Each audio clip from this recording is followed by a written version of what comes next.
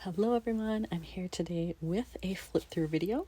This one is part 2 of my Seattle album here for 2024, and I have marked off where I am so I know where to start, but I do want to show you, look how thick this is already, and I still have to do the last third. So I think I'm going to have to look at possibly removing some layouts, combining them something, because it is really getting quite chunky. But let's take a look. So this was where I left off. Here's where we're starting today. So this is the start of a new day here. And we actually had for breakfast the plums and dates that I bought fresh at Pike Place Market the day before. So that was kind of fun to have that. And all I did was put a little label on. A lot of my layouts in this section I noticed, just given their subject matter, like I didn't have to do a ton with them. So a lot of them will just have like a phrase label or a blank label with my writing. It's kind of nice actually, not to have to do a ton of work on every single layout. On this one, this is a flip out. So you're seeing the top here. And then I wanted to include some journaling room on this side. So I found this card that matched really well with what I was wearing. And I was able to just find a perfect sticker here that would fit inside the circle. Can't beat that. And then when it flips out, it's got another view there, similar to what's on the front, slightly different angle. You can see more of the bay there. And then here I just added some stamping and some ink splattering. This, I happen to have just a leftover scrap of this paper, and the color was perfect, and the fact that it had a geotag like this, just awesome. Had to use it. And then here, this was a photo that they take of you when you go to this Space Needle. You can either buy it or not. And so we thought, hey, that one actually turned out fairly well. And then this I bought in the gift shop and just held on to it till it was time to scrap. And again, the colors worked out well with stuff I had, so I was able to put this together relatively easily. And I didn't feel like I had to do a whole lot with these shots because, first of all, I've been there twice before. And then secondly, you get 2 admissions for the ticket. You get one during the day, one at night. And so like we knew we were coming back in the evening. So kind of kept these to a minimum so that I could add more later. But there's another view going a different direction there. And then they had some cool stuff in the gift shop, so I wanted to include that as well.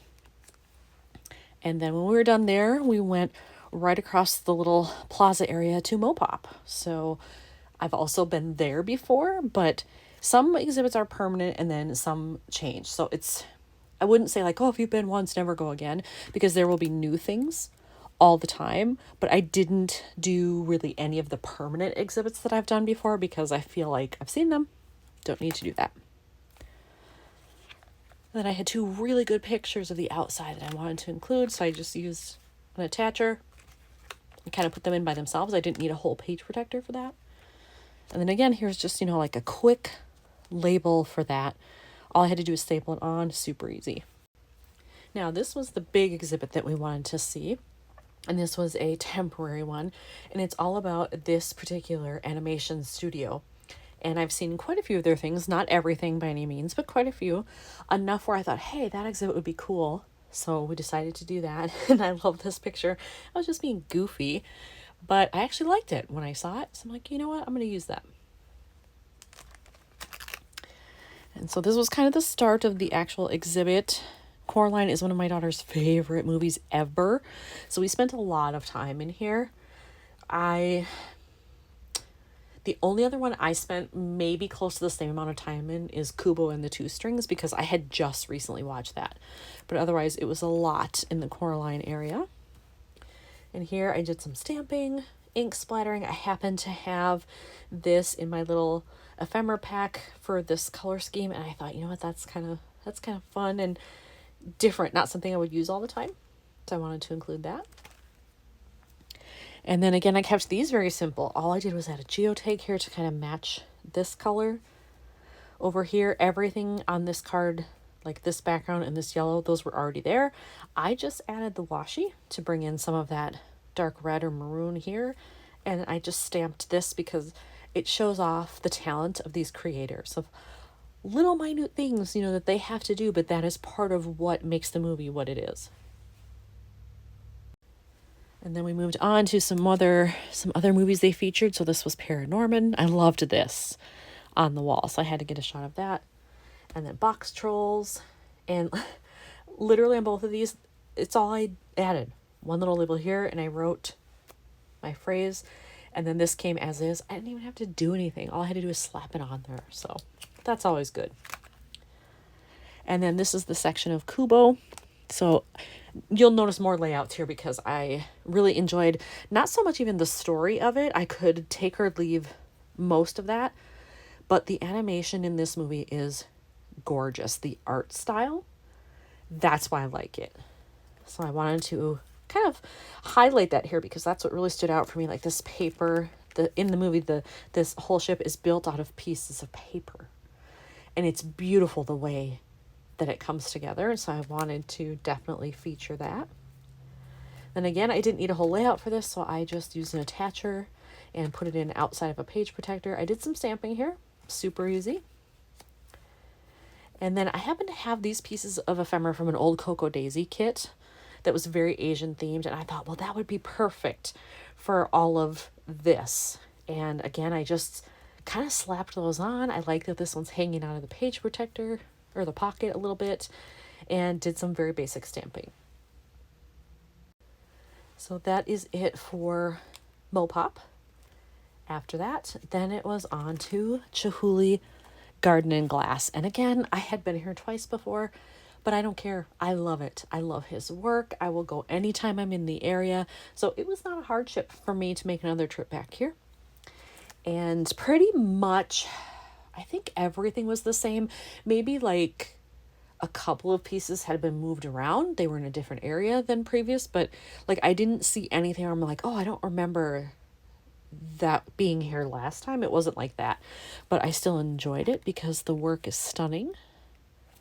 And then because I have this open pocket here in a somewhat unusual style, I just noticed something. The little heart puffy sticker that I put in there is drifting. That's not where it's supposed to be. It's supposed to be kind of over here. You know what? It doesn't feel very sticky when I'm doing that. I'm going to put it back now, but I will probably have to put some liquid glue on there to keep it in place. But moving on with Chihuly, all I did here was just this little piece of ephemera. I added in the date because this is so beautiful. I don't need to do anything else. Here, something similar. I did choose to put the white border around it, which I really like. But then I just used one phrase, little strip of washi, one puffy heart. That's it. And I think it looks great because this is so busy and so colorful. You don't need a lot of stuff with it. Now, opposite to that, this has a lot going on. Again, it's a different page protector style than I normally use. And this pocket down here, I tend to use for sequins. I would say 95% of the time.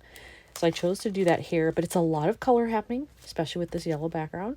So all I wanted to do was add a phrase, and it worked out that I had this one in green, so it matched. And on the other side, I got lucky because all of these colors were also represented in here. So I carefully chose my sequins when I was doing this. And I actually have a process video of that. So if you haven't seen it yet, you can go back and watch that and see how I put this together. And then I just needed something here. This is a flip out. I needed something on the top that would just match what was going on here. And I decided, you know what? I don't get to use that purple a lot. It doesn't really show up in a lot of other things in my photos. I'm going to use it here. So I just chose to add 3 things for visual triangle and called it good. So here is the flip out. And of course, you can see like it matches this. It was in the same area. And I did do some stamping with, let me grab it here, my Brilliance Moonlight White ink. So if you like the look of that on the dark background, that's what you use to get that look. And then I just chose to do this on top. And again, so busy, so I didn't need a whole lot happening up here. And then on the back side of that is just this photo.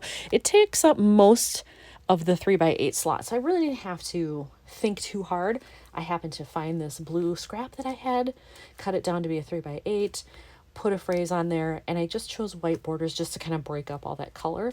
And I think that's enough. Over here, all I did was add this. I had some nice dead space there, so it worked out. I had it here as well, so maybe I could have done both of these, but I don't think it needs it. I think, less is more. If I had put them both up there plus what's on the left side, I think it would have just been overwhelming. And yes, more Chihuly photos and more layouts to come.